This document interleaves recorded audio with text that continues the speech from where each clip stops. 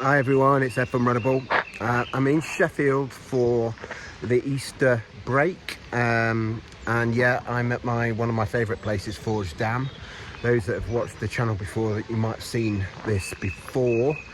It's a great cafe, nice little spot in the middle of some woodlands, and you can basically run from here all the way through the parks and the woods to almost the centre of Sheffield. You get to a place called Ecclesall, and then there's one big main road into Sheffield town centre. So it's a really nice run.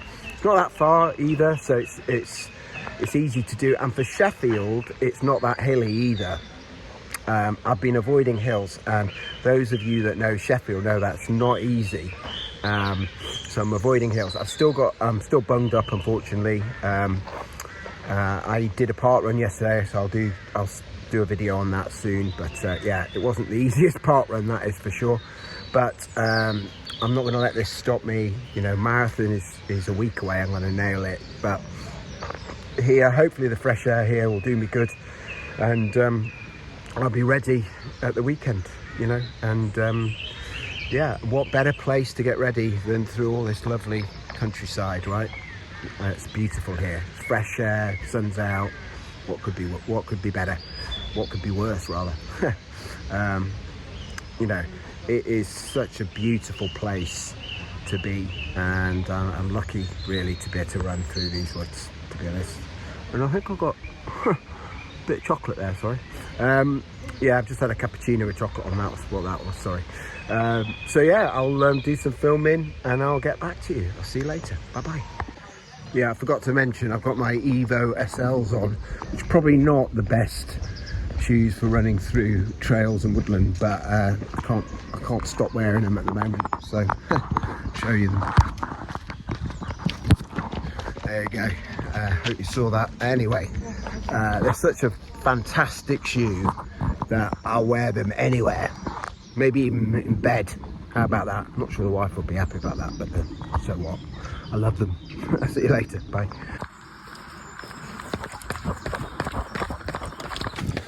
So lucky me to be able to spend a bit of time running through these amazing woods in Sheffield. So we've just gone through Forge Dam, and now we're going through, those that are interested, we're going through Whiteley Woods, and we're going near a dam called Mill Dam. So a lot of people go fishing in. I used to go there with my dad.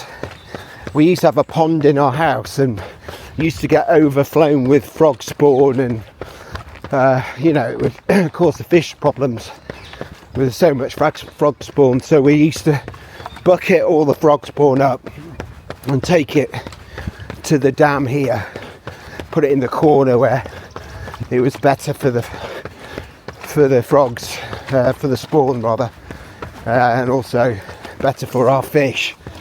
So it's a memory for me of doing something like that, which is kind with my dad, which is a nice memory. And he was such a lovely guy in the sense that, you know, if there was an injured bird or, you know, animal, he would, you know, invariably help put that bird back to full fitness. Well, I remember several times having birds in cardboard boxes while they recovered from being attacked by cats or something like that.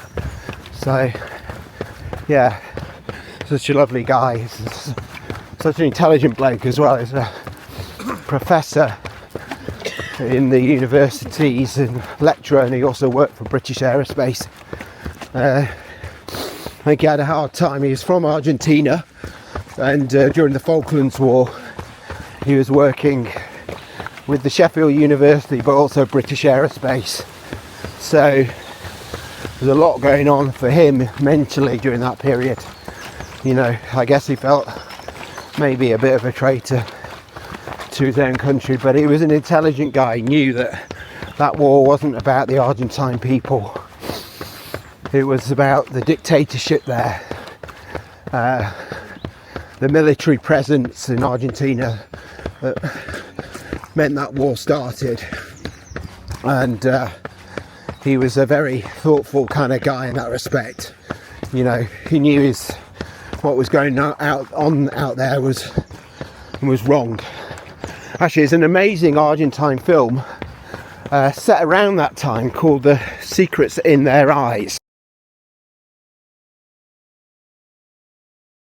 Something like that. It's one of the best Argentine films I've ever seen. It's kind of around that period, but it's not about necessarily solely about that, but it is about some of the monstrosities that went on in Argentina around that period. So it's just the ending of that film is incredible. So if you get a chance to watch it, The Secrets in Their Eyes. But I'm going to go back, show you the bit we used to put the frog spawn. I can see it over here. So me and my dad would bucket this frog spawn up, and we take it to these reeds over here. Let me show you. Here we go. And we'd put it down in this kind of area here. Perfect. Bit protected from any fish and what have you, but nice for them to spawn. Yeah, brings back my really amazing memories.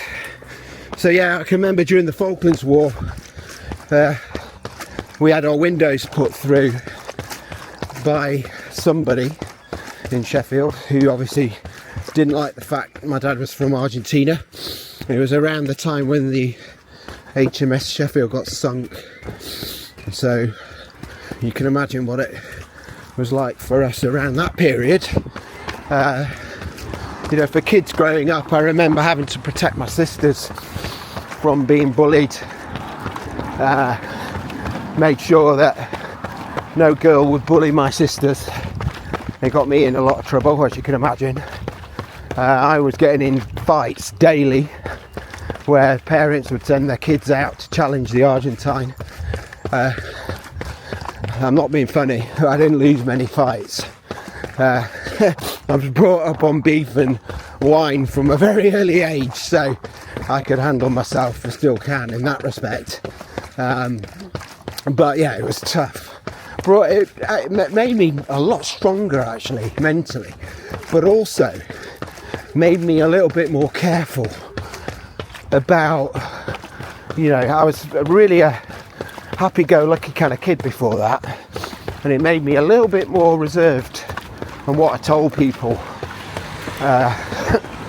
You know, I'd gone to that school as a kind of interesting person. You know, the Argentine kid showed up, so everyone wanted to know about Argentina and stuff like that, and then the war meant that I got ostracised pretty quick and got a lot of hate. And so you parents out there, when things like that happen and you speak to your kids and you say stuff about Argentinians or whoever it is, Ukrainians or whoever that you're at conflict with, remember that there'll be Ukrainian kids at their school or Argentine kids at their school, and you're sending your kids out to make their lives a misery.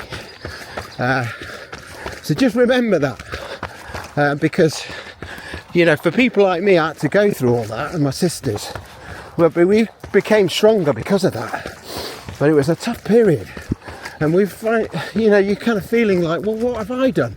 I've got nothing to do with what's going on in Argentina. Why are you picking on me? But it made me stronger, and I think that's what the point of this. I like to look back at my dad. I'm very proud of what he did. He worked for British Aerospace during a horrible period for him, but he understood, right, what was going on out there wasn't right. We had a guy come in and tap our phones, and my dad said to me, basically, I asked him who he was, and he said, oh, this guy doing some work on his phones, on our phone. And I said, well, why? It's not broken. And he said, well, no, it's not broken, he just wants to improve it. But then he gave me a little smile and a wing and said, just be careful what you say on the phone from now on, Ed. And I kind of knew what was going on. That's how crazy it got. And that's because he worked for British Aerospace. So they obviously didn't trust him fully. So there you go. We were talking about paranoia. Well, that's paranoia for you by the British government. That a guy, you know, a professor who'd been here most of his life then would be spying on the British Empire. Well, the irony is now, in a few months' time, I'll be representing Great Britain in the New York Marathon, and I'll be proudly representing a country that basically for a short period of time turned its back on me. But I don't hold grudges, I just remember and become stronger for it. And when you go through adversities in life, and I've been through a few, trust me, try and, this is easier said than done, but try and look at them positively. Try and look at them as things that can build your character, experiences you can learn off to make you stronger in the future.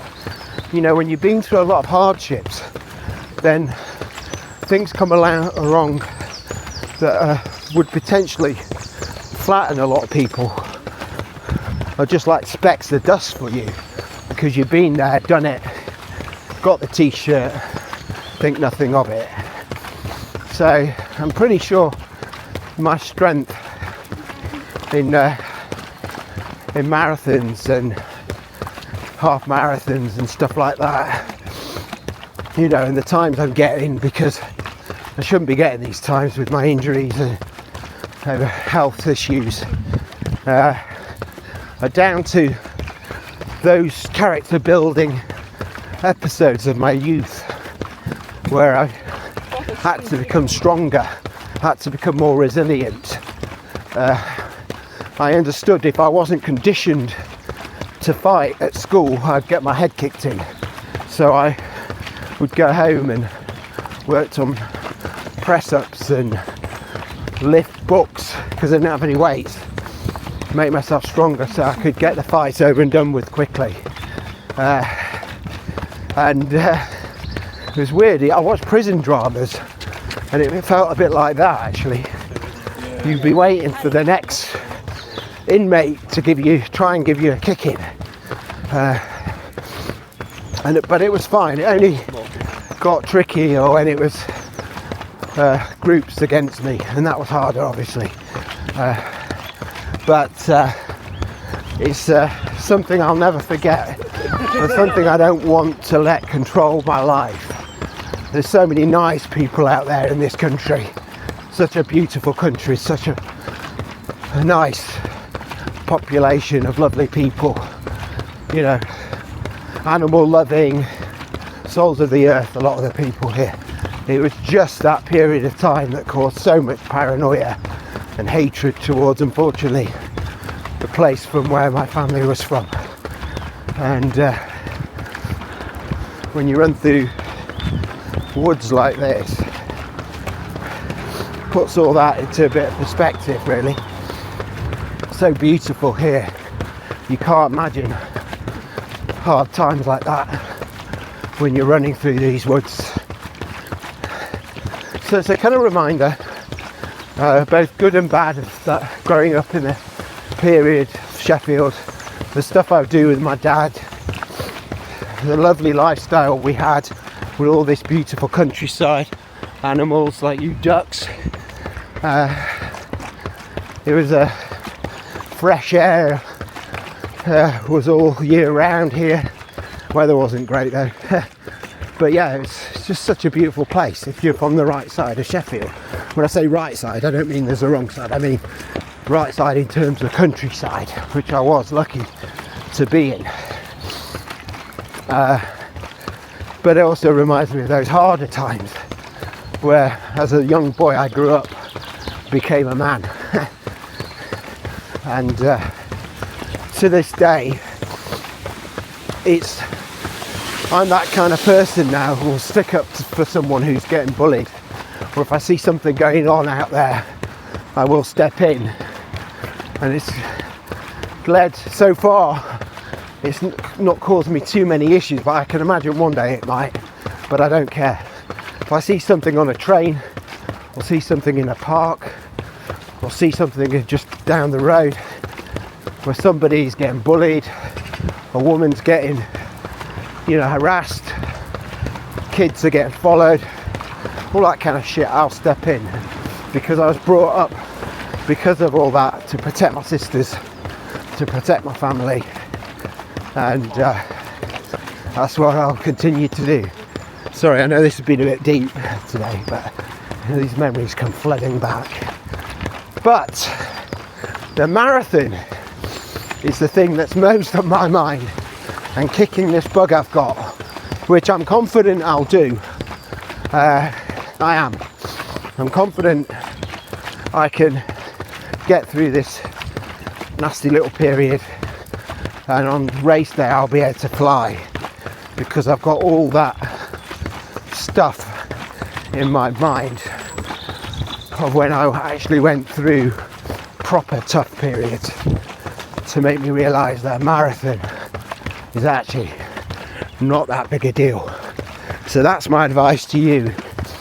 Think of tougher periods in your life, you know, that makes your marathon feel like a tiny speck of sand compared, and put it into perspective, and you'll be fine.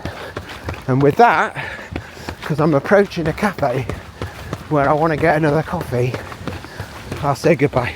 I'll see you later. I'll show you the cafe actually. Wait, not quite late yet. Excuse me. I'll see you later. Now you can see it here. What a lovely day. This is Cliff Park, by the way. You have concerts and gigs here, and one of my favourite cafes, along with Forge Dam. Here we go.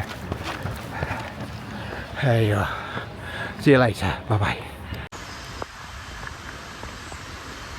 Here we've got the duck pond in, there you go, in Encliffe Park, and we've got some interesting ducks. Which one? What is that one? Does anyone know what that is? I'm not an expert on ducks. That one looks interesting to me. There's some normal looking ones here, but that one, put it in the comments if you know what duck that is, even if it is a duck. Right, I want to know. I'll see you later. Bye bye.